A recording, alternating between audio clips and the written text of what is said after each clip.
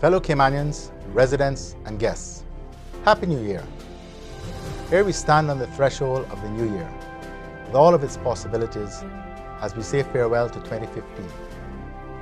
Just as our Christmas gifts were filled with unknowns before we peel back the paper to reveal the surprise inside, so is the year 2016. We had to put effort into opening those gifts, just as we will have to put effort into making 2016 a better year for each of us and for the country as a whole. We celebrate the achievements of the year just past, and your Progressives-led government will build on those successes, continuing to bring prosperity to our country and our people. We will maintain the confidence in country and government that is now so evident by the level of investment and economic activity in these islands. The prospects for the new year and the years to come are bright. And under this administration, the people of these blessed islands can look forward to a future filled with opportunities. While much of what the new year holds for us is unknown, there are some things that, the good Lord willing, we intend to accomplish in 2016.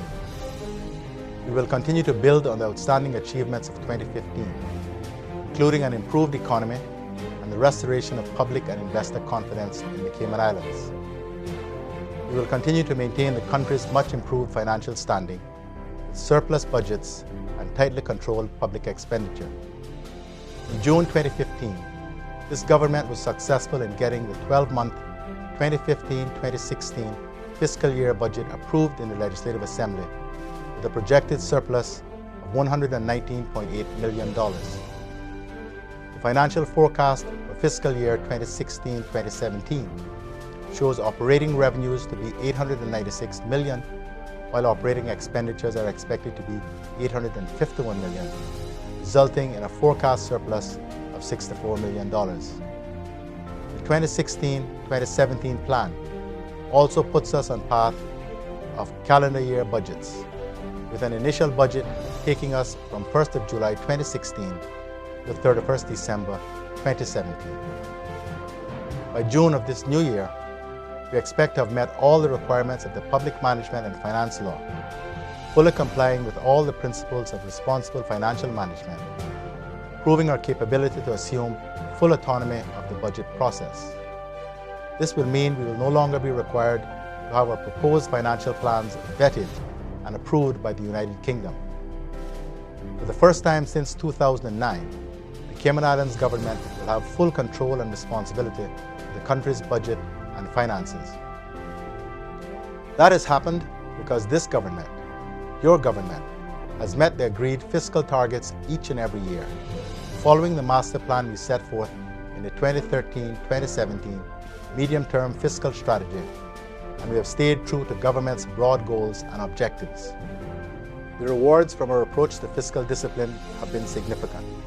Our relationship with the United Kingdom government has been restored. Our debt burden has been reduced.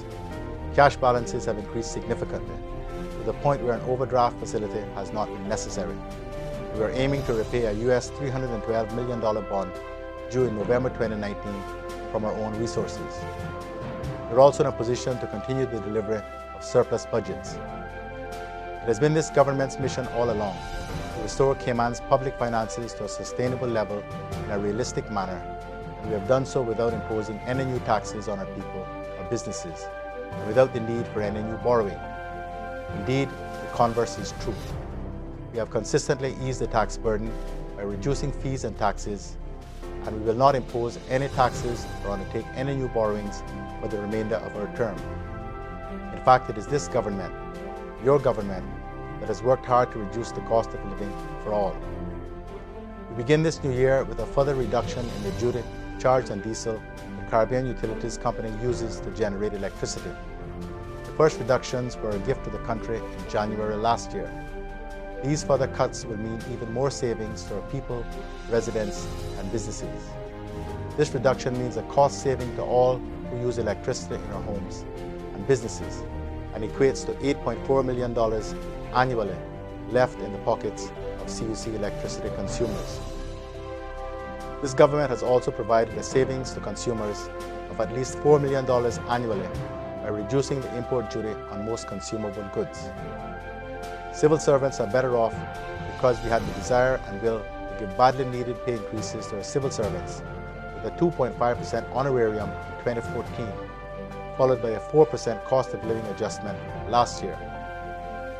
This year we begin addressing the long-standing problem of pay stagnation within the civil service, starting with teachers and spreading across the wider civil service in phases in the 2016-2017 fiscal year. Cutting import duty on fuel imported by CUC and on consumable goods and giving deserving pay adjustments are measures designed to reduce the cost of living and to stimulate the economy, as everyone will have more money with which to buy goods and services. It's a win-win situation for all. As a government, we have delivered on most of the things we promised the electorate when we took office. That we would restore government finances. We would work to restore the economy. We would reintroduce good governance. And we would rebuild the relationship with the United Kingdom. We said all these things would translate into greater economic opportunities and greater employment opportunities for Cayman, and they have. As the statistics prove, and as the various development projects I will outline shortly demonstrate, Cayman's economy is in fact rebounding, creating more jobs and economic opportunities. But what is not happening to the degree that is necessary is the employment of Caymanians. While overall unemployment has fallen from a high of 6.3% in December of 2013 to 5.6% in September of 2015, Caymanian unemployment remains unacceptably high at 8.3%. For those who may doubt the statistics, the almost 1,000 Caymanians who turned up looking to take part in the government work program in the run-up to Christmas should provide a reality check. The unemployment level of Caymanians is just too high in an economy that is expanding and where there is clear evidence of significant job creation.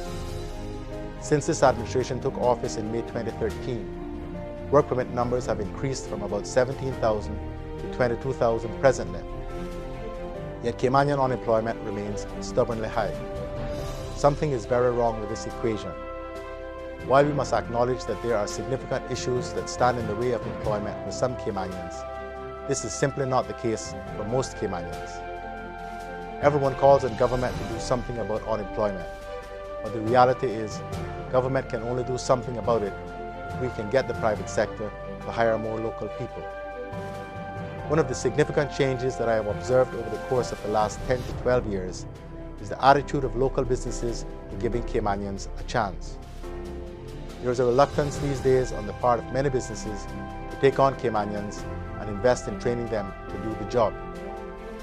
There needs to be a sea change in the business community where businesses are more willing to take on and hire Caymanians who don't meet precisely all of their employment requirements. I've already met with the Chamber of Commerce and some members of the hospitality industry, and I'm proposing to meet this month with a group of building contractors to explain in detail the government's expectations with respect to Caymanian unemployment. The time for excuses has passed.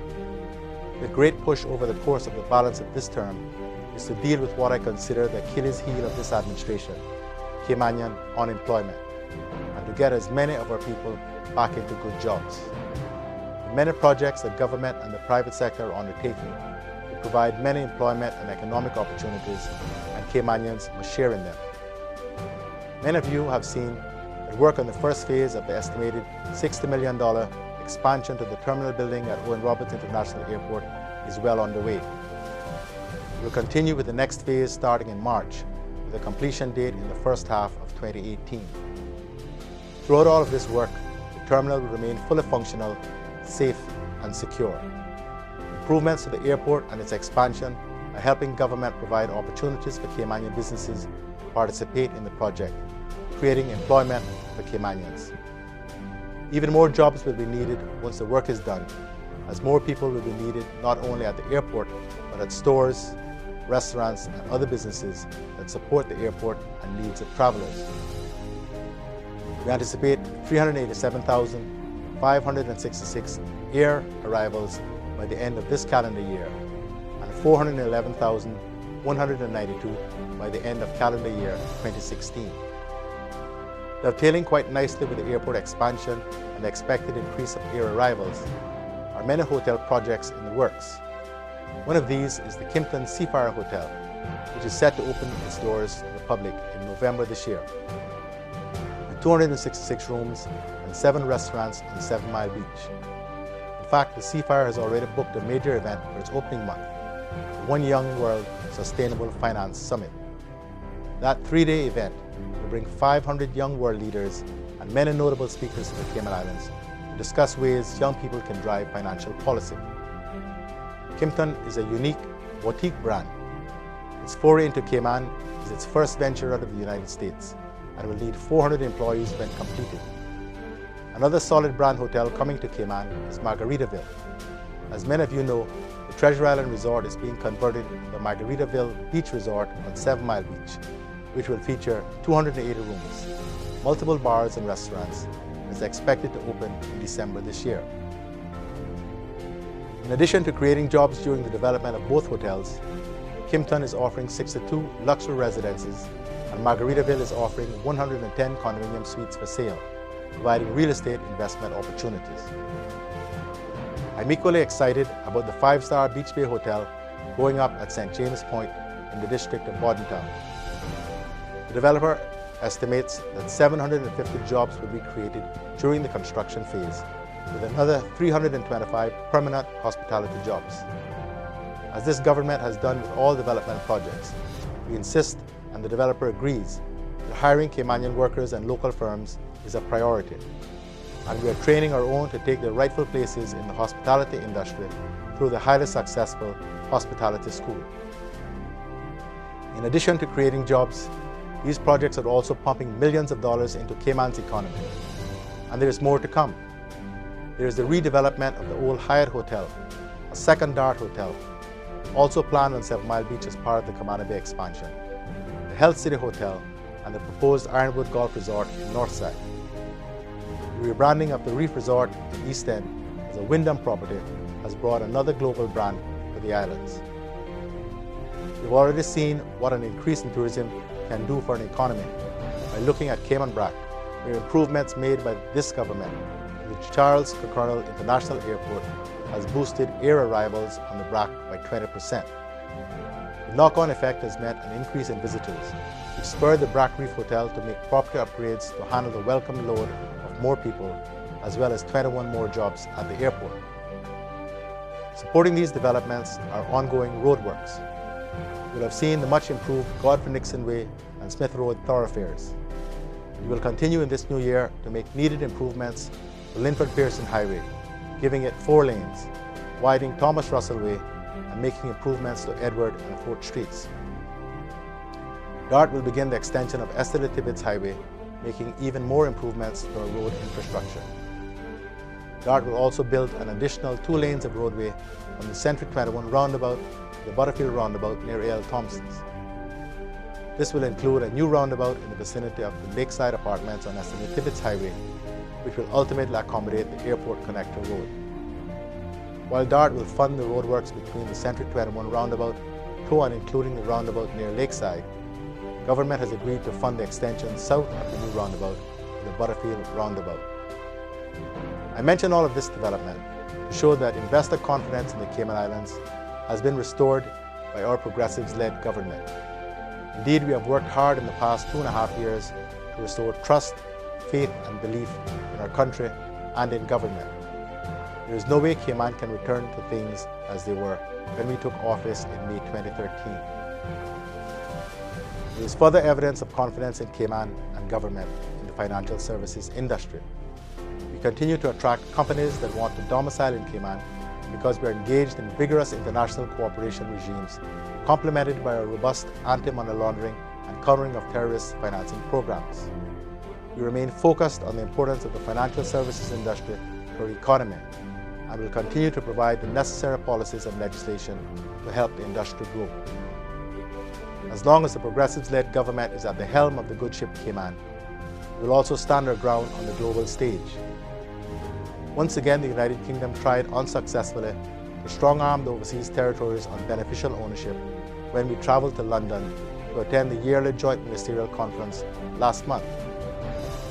Our stance on beneficial ownership and our zero-tolerance position on corruption and illicit activity remain unchanged.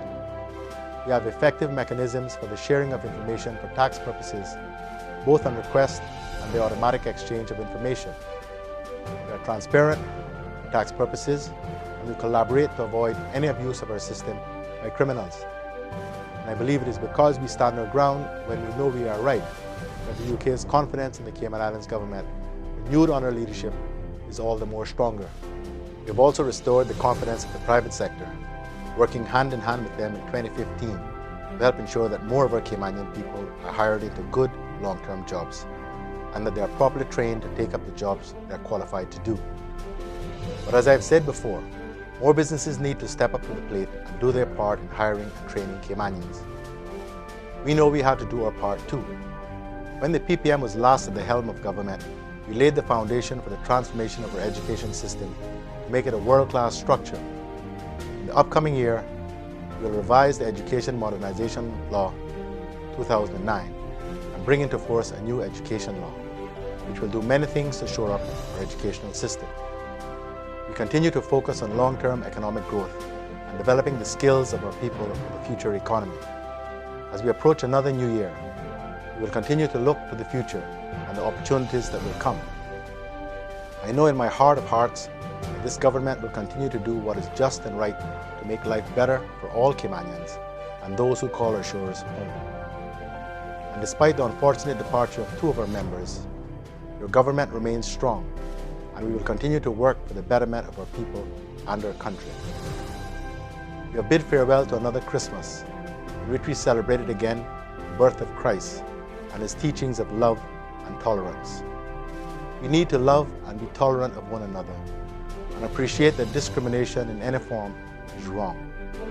Our Constitution speaks specifically to Cayman being a God-fearing country based on traditional Christian principles, including tolerance. Indeed, Christ himself exhorts us to love one another as he has loved us. So as we go into another new year, I want to leave you with this quote from an old Chinese proverb. Those who say it cannot be done should not interrupt those who are doing it. It is this government, your government, that is doing it. As we start this new year, it is my hope that the people of the Cayman Islands will see all that we have done to restore confidence in the country and to restore stability to government finances and to the economy. The new year offers so much hope, prosperity, and yes, challenges. But the Progressives-led government is fully equipped to meet those challenges head-on. On behalf of government, I wish each of you a very happy and prosperous new year. May God continue to find favor with these beloved Cayman Islands.